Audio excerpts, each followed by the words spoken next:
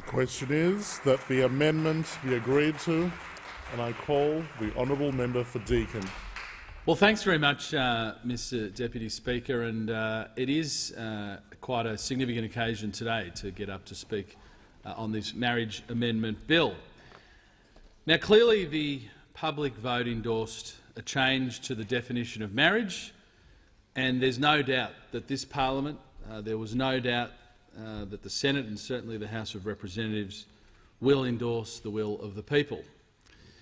It's no secret that I haven't been a supporter of same-sex marriage. Nevertheless, I won't be opposing this bill, notwithstanding its very deep flaws, because I respect the verdict of the Australian people as expressed in the postal plebiscite. And wasn't the plebiscite a great success? With nearly 80% of eligible Australians voting, we have been absolutely vindicated in wanting to give them a say. And it's quite shameful that so many individuals fought tooth and nail to deny Australians a direct say on this very significant social change. And I suspect, like so many of the elites on the left, they didn't believe that the Australian people could be entrusted with a decision such as this. Well, I think, and we now hear the flowery words of everyone around the chamber about the result, the quite resounding yes result being a good thing, being the same people who used every tactic, who did everything in their power, indeed even took the postal plebiscite to the High Court, where they were unceremoniously turfed out to try and deny the Australian people a say in the postal plebiscite. And I want to give particular credit, firstly to former Prime Minister Abbott, who was the Prime Minister at the time when a determination of the Coalition Party room said the Australian people, for a significant social change such as this, should get a say, and they should be the final arbiters of that decision. I also want to give great credit to Prime Minister Turnbull. In the face of a very unprincipled opposition leader who stood firm, who took a commitment to the election, was endorsed by the Australian people and stood the opposition leader down and got it done. And so I want to give great credit to Prime Minister Turnbull for everything he did to empower the Australian people to have their say. And they did. And they overwhelmingly endorsed a change to the Marriage Act to include same-sex couples. Having said that, almost 5 million Australians voted no, and their voices also need to be heard in this chamber. We cannot have a political culture in any way, shape or form of winner takes all. Their views must also be respected. So whilst on one hand there's absolutely no question that the Marriage Act should be amended to allow same-sex couples to marry, the wishes, the views of those 5 million Australians, to the extent that they can simultaneously be respected, must be respected. And in that sense, this chamber is here to represent 100% of Australians, not 60% who voted yes, and certainly not the minority of 40% who voted no. But to the extent that it's possible, we have to respect and represent all of those people. Now, sadly, the Marriage Amendment Definition and Religious Freedoms Bill that we're speaking about today acquits, quite rightly, our responsibility and obligation to change the Marriage Act to allow same-sex couples to marry. Sadly, it falls hopelessly short of providing religious freedoms, freedom of speech, freedom of conscience, freedom of thought, parental rights, the sorts of freedoms, quite frankly, that were promised to the Australian people throughout the postal plebiscite process. We were told, and quite successfully argued, and I take my hat off and I congratulate those in the Yes campaign, who successfully argued and convinced many millions of Australians who ultimately voted yes that, of course, religious freedoms, freedom of speech, conscience, parental rights and thoughts will be protected. And I think there are many millions of Australians who took them at their word when they said, no, this is just about allowing same-sex couples to be married. There are no other consequences. For that reason, I will foreshadow that I will be moving an amendment to the bill once second reading stage commences and we move into consideration stage.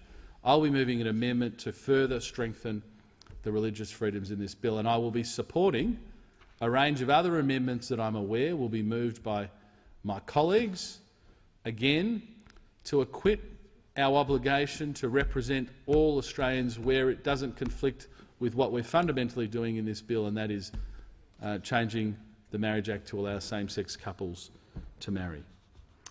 Now, some have argued that no further amendments are necessary because they are seeking to address problems that don't exist.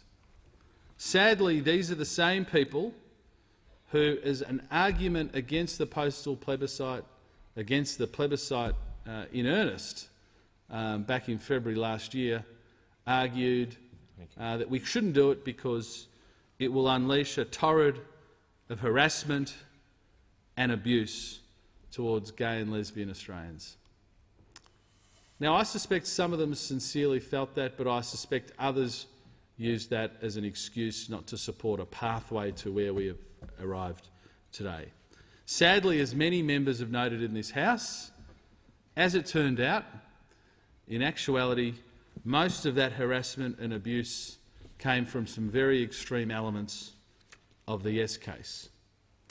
Now, no doubt, and I had no doubt during the campaign itself, that decent, honest, well-meaning Yes voters would have cringed at half of those events where particularly No voters were treated extraordinarily badly. But it does show that there is certainly a sizable group who don't have tolerance for any other views, and certainly don't have tolerance for the 5 million Australians who voted no. Some of these events during the postal plebiscite included white powder being sent to the No campaign offices, an attempted car bombing, death threats, activists harassing almost every Vote No event, including threatening behaviour and, in a couple of cases, jumping on stage of No campaign events, calling for the death of No voters, and of course the high-profile case of a No voting teenager being sacked when she expressed her view on social media. Yeah, right. Now, these are the examples that found their way into the media. I suspect there are countless others where an absolute intolerance was shown by, I think, a minority of those who were purporting to be Yes voters, a small minority but a very damaging minority nonetheless. That's why this bill must do everything it can to acquit the promises that so many people in this chamber made that said there will be no further consequences for religious freedoms, freedom of speech, freedom of conscience, freedom of thought and parental rights. Now, in coming to this debate, a really significant debate in the time that I've been in this parliament, I reflected and had a look back at my maiden speech. And in that speech I spoke about the two greatest influences on my life, my family and my faith. And it's clear to me that these two influences, for me personally, have also been the two influences that have had the most profound impact on our society. And I think few can deny that. And as an Australian of Lebanese descent and a Maronite Catholic, I think I have some greater insights into the hesitance of so many ethnic communities in supporting a change to the definition of marriage. And as we saw, results throughout the country, and I don't think it's controversial to say this, areas with a high proportion of people either born overseas themselves or a parent or two parents born overseas overwhelmingly had a much lower yes vote. And in a range of electorates, particularly throughout Western Sydney, had a very significant no vote.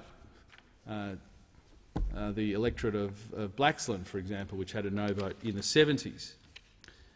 And in reflecting on my faith and reflecting on my heritage as a first-generation Australian, I came across a very important quote from the Maronite Bishop Antoine Charbel Tarabay, who happens to be the leader of my church.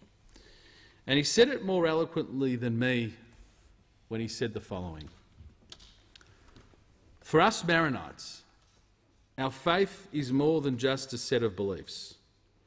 It is a way of life and a constant reminder of the persecution and hardships that our forefathers had to endure to preserve this faith and to pass it on to us.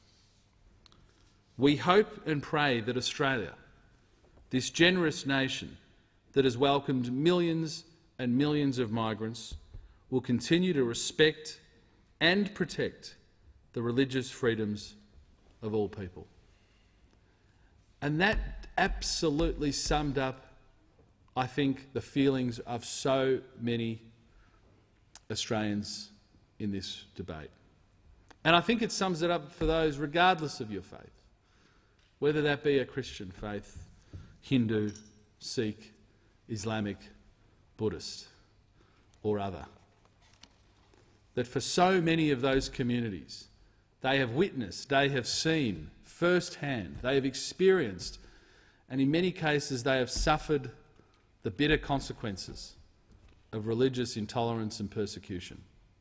And that is why so many of them today are absolutely begging that this House absolutely acquits our responsibility to conform to the overwhelming wishes of the Australian people and change the Marriage Act to allow same-sex couples to marry. But importantly, we live up to the commitments of so many and we provide absolutely stringent religious freedoms, protections, freedom of speech, freedom of thought, freedom of conscience for those who subscribe to a traditional view of marriage. And we've seen in so many jurisdictions around the world who draw on the same bodies of law that we do, the same international obligations on discrimination, anti-discrimination laws, on human rights laws, jurisdictions who draw on the same body of law as we do, that have seen those who hold a traditional view of marriage suffering disadvantage in their society in a post-same-sex married world. And I don't think anyone in this chamber wants to see that. So for the avoidance of doubt, even if you think it's unnecessary, for the avoidance of doubt, I would be urging everyone in this chamber to support the amendments that I will move, or the amendment that I will move, and the amendments that I know many of my colleagues will move to strengthen the freedoms in this bill. None of them